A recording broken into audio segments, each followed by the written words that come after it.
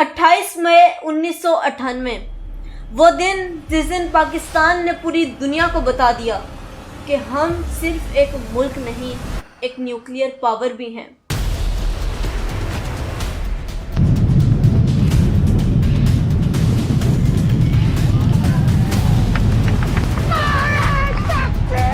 लेकिन इस कामयाबी के पीछे एक दिन की मेहनत नहीं, सालों की प्लानिंग, हजारों लोगों की मेहनत और पूरी कौम का अज़्म था।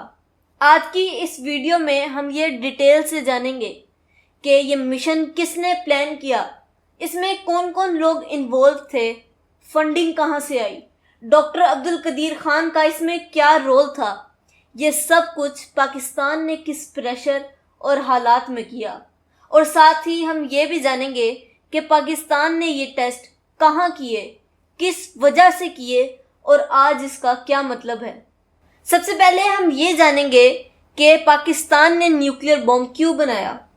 जब 1974 में इंडिया ने अपने पहले न्यूक्लियर टेस्ट किए, जो स्माइलिंग बुद्धा के नाम से जाने जाते हैं, तो साउथ एशिया की सिक्योरिटी को हिला कर रख दिया।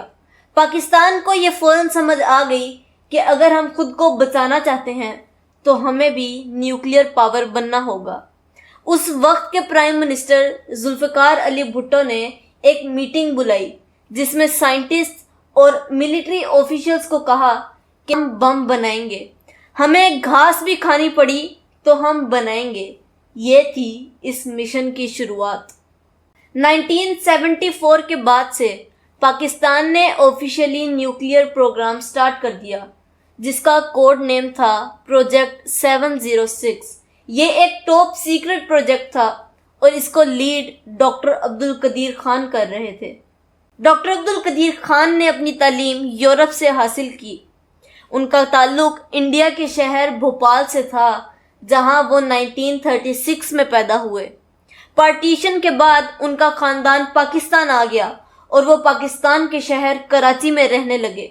नेदरलैंड्स और जर्मनी से मेटलर्जी और न्यूक्लियर इंजीनियरिंग की तालीम हासिल करके डॉक्टर अब्दुल कदीर खान ने 1975 में पाकिस्तान एटॉमिक एनर्जी कमीशन के साथ काम करना शुरू कर दिया और इसलिए 1976 में उनके लिए एक अलग इंस्टीट्यूट बनाया गया, कहूटा रिसर्च लेबोरेटरीज KRL।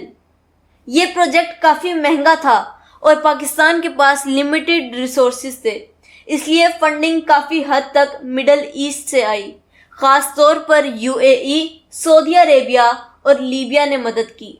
इसके अलावा पाकिस्तानी ओवरसीज़ ने भी सपोर्ट प्रोवाइड किया। टेक्निकल हेल्प के लिए डॉक्टर अब्दुल कदीर खान ने यूरेनियम एनरिचमेंट के डिज़ाइंस यूरोप से हासिल किए, जब वो नेदरलैंड्स में कंपनी यूरिनको के लिए काम करते थे। 1980s और 1990s में पाकिस्तान ने बहुत खामोशी से अपना न्यूक्लियर इंफ्रास्ट्रक्चर तैयार किया। Enrichment facilities, testing labs, uranium mining, सब कुछ एक्सट्रीम सीक्रेसी में डेवलप हुआ।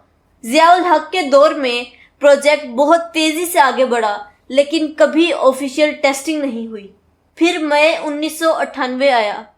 इंडिया ने 5 न्यूक्लियर टेस्ट किए, जिसे पोखरान 2 कहा गया। ये डायरेक्ट चैलेंज था पाकिस्तान के लिए। पूरी दुनिया से प्रेशर था कि पाकिस्तान इसका जवाब ना दे, लेकिन पब्लिक डिमांड और अपने दिफाई निज़ाम को मजबूत करने के लिए तब के प्राइम मिनिस्टर मियां मोहम्मद नवाज शरीफ ने फैसला किया कि पाकिस्तान भी न्यूक्लियर टेस्ट करेगा। टेस्ट की तैयारी पहले से चल रही थी। न्यूक्लियर टेस्ट की साइट चूज़ की गई, चागी की पहाड़ियाँ, जो कि बलूचिस्तान में है। ये कम आबादी वाला इलाका था और जियोलॉजिकल स्ट्रक्चर भी बहुत सॉलिड था। यहाँ टनल्स बनाए गए, इक्विपमेंट इंस्टॉल किए गए और वॉरहेड्स तैयार किए गए। इस टेस्ट में Pakistan atomic energy commission PAEC और कहूटा रिसर्च लेबोरेटरीज KRL दोनों शामिल थे। साइंटिस्ट जैसे डॉक्टर समर मुबारकबंद और डॉक्टर इशफाक अहमद और डॉक्टर अब्दुल कदीर खान ने डायरेक्ट सुपरविजन की। फिर आया वो दिन जो हर साल योम तकबीर के नाम से जाना जाता है। 28 मई 1998 پاکستان نے 5 نیوکلیئر ڈیوائسز سکسیسفلی ڈینوٹ کی۔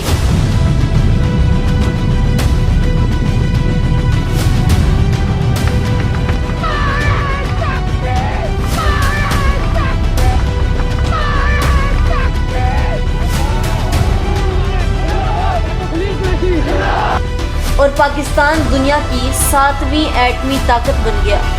اس کے 6 دن بعد 30 مئی کو پاکستان نے دوبارہ نیوکلیئر ٹیسٹنگ کی۔ ان ٹیسٹ کا کوڈ نیم تھا چاغی 1 اور چاغی 2۔ یہ ٹیسٹ ارتھ پینیٹریٹنگ بنکرز میں کیے گئے۔ ان کا ییلڈ تقریباً 40 سے 45 کلو ٹنز کے بیچ میں تھا اور یہ ہیروشیما پر گرائے گئے بوم سے بھی زیادہ پاورفل تھا۔ جب چاغی کی پہاڑیوں کا رنگ وائٹ سے براؤن ہوا تو یہ پوری دنیا کے لیے ایک سمبل بن گیا کہ اب پاکستان بھی ڈیفینسو کیپیبلٹی رکھتا ہے۔ امریکہ، جاپان اور یورپ نے پاکستان پر اکنامک سینکشنز لگائے۔ IMF اور ورلڈ بینک نے بھی لون فریز کر دیے، لیکن اس وقت پاکستان کی قوم گورنمنٹ کے ساتھ کھڑی تھی۔ یہ احساس بھی آیا کہ اب ہمیں اپنی انڈیپینڈنٹ اکنامی بنانی ہوگی۔ ڈاکٹر عبدالقدیر خان کو اس مشن کا ہیرو مانا گیا کیونکہ ان کا رول سب سے زیادہ کریٹیکل تھا۔ انہوں نے یورینیم انرچمنٹ پروسیس اسٹیبلش کروایا، ڈیزائن تیار کیے اور ڈیلیوری میکانزم پر کام کیا۔ ان کو محسن پاکستان کے اعزاز سے نوازا گیا۔ ان کا گھر اسلام آباد میں تھا جہاں وہ KRL کے قریب رہتے تھے۔